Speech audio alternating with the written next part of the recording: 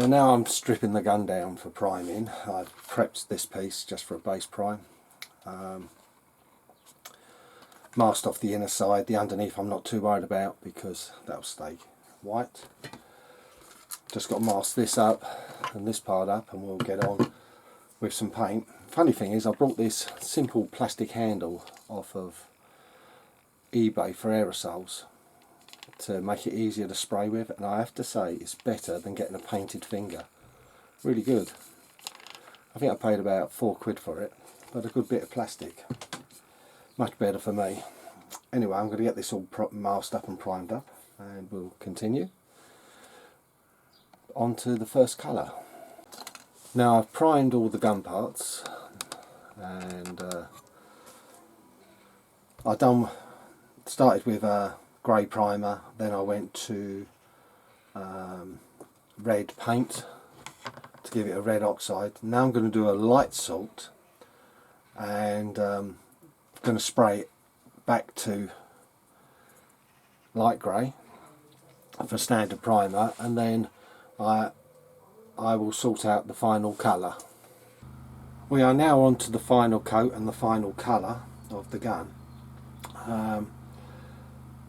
I was in two minds what colour to do it. I was thinking of a black camo, but it just wasn't quite gelling for me to go with the gun. I was thinking of like doing it grey, like a tank colour, or a sort of a sandy colour, or even the greeny colours, you know, like the olive drabs or the NATO greens. But it just wasn't working in my mind. So what I done was I spoke to a couple of people who know the train I'm talking about, and one of the ideas was to go yellow with it, so it's more constructional. So I'm going for this colour I've mixed up. It's some leftover from a previous build and it's more of an orangey yellow, which is nearer, it's slightly darker than JCB, probably nearer, I could say probably Case. But that's what I'm going for, sort of just going to industrialise it. Hence that's why we've gone sort of just grey primed it, red paint for red oxide, grey paint for grey primer. It's been double salted, so hopefully it has some good effect. And now I've got to lay down a lot of top colour, and we'll see what it looks like once it's dried and cleaned off. There we go. It's a deeper yellow than what's on the cab.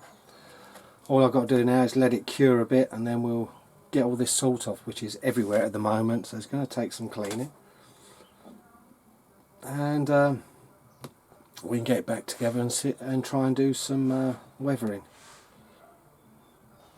But hopefully you like the idea, and this is down to Derek at Hollyhill RC. He came up with the suggestion, sort of going more constructional look, so we have.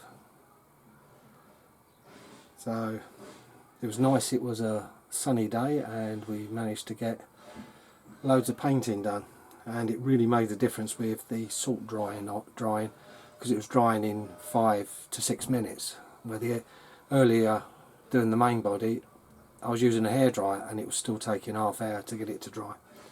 So got lucky today and I went for it.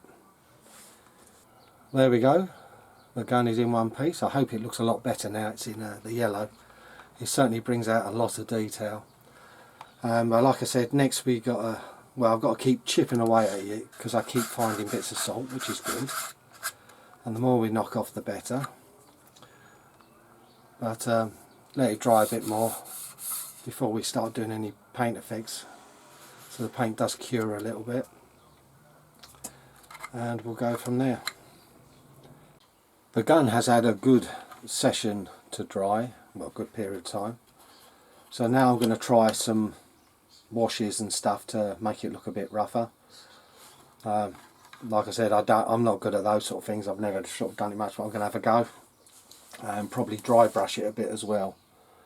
So first things first, let's sort out how to do some washes.